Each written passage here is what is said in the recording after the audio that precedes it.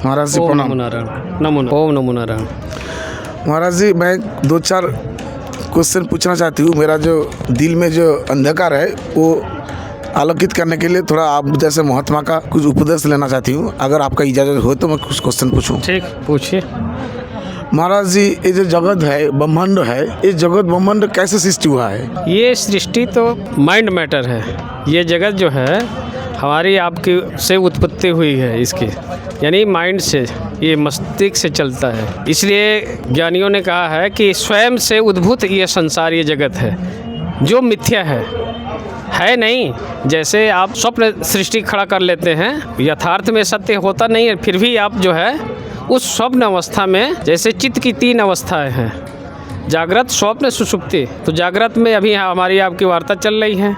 जो भी खाना पीना, उठना बैठना, जो भी नौकरी धंधा करते हैं, ये जागृत अवस्था है। दूसरा स्वप्न अवस्था होता है जो नींद, अर्ध निद्रा में होता है। तीसरा होता है गहरी नींद, जिसमें जगत विदा हो जाता है।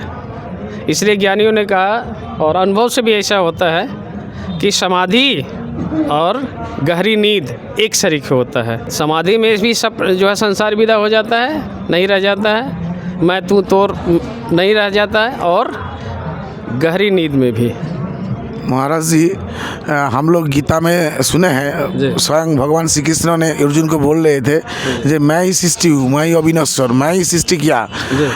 तो भगवान ने अगर ये पृथ्वी को सृष्टि किया तो भगवान ही तो चाहता है सृष्टि को ध्वंस भी करने के लिए। वो तो उनकी माया है ना, माया योग के कारण ऐसा उन्हीं से सृष्टि उत्पन्न होता है, उन्हीं में समाहित हो जाता है। अगर आप बोध को उपलब्ध होकर देखेंगे तो न सृष्टि कभी उत्पन्न होती है, न कभी सृष्टि हुई, न कभी होगी, न कभी प्रलय होता है। एक ब्रह्म जगत मिथ्या है। एक ब्रह्म जगत में, हाँ, सिर्फ एक ब्रह्म ही है, सब में वही है, सब गोविंद है, सब गोविंद है, गोविंद बिन नहीं कोई।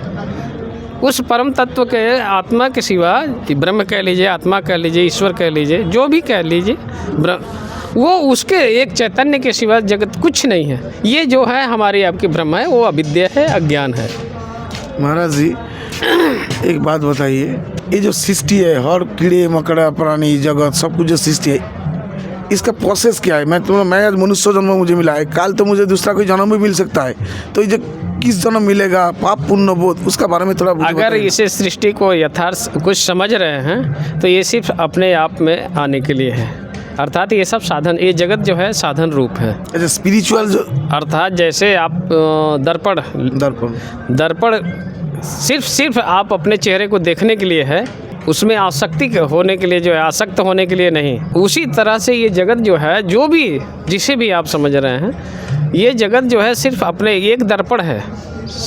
अगर और मनुष्य शरीर जो है, शास्त्र कहता है बड़े भाग्य मानुष तन पावा, सुर दुर्लभ सती ग्रंथि गावा। देवताओं को जो दुर्लभ है वह मनुष्य शरीर आपको हमें मिला है, और मात्र एक ही साधन है, एक ही धर्म है, एक ही कर्म है, अपने आप को जानना। उसमें जो भी नौकरी चाकरी धंधा पानी माल लटारी घर द्वार जो है पत्नी बेटे, ये सब एक साधन रूप है।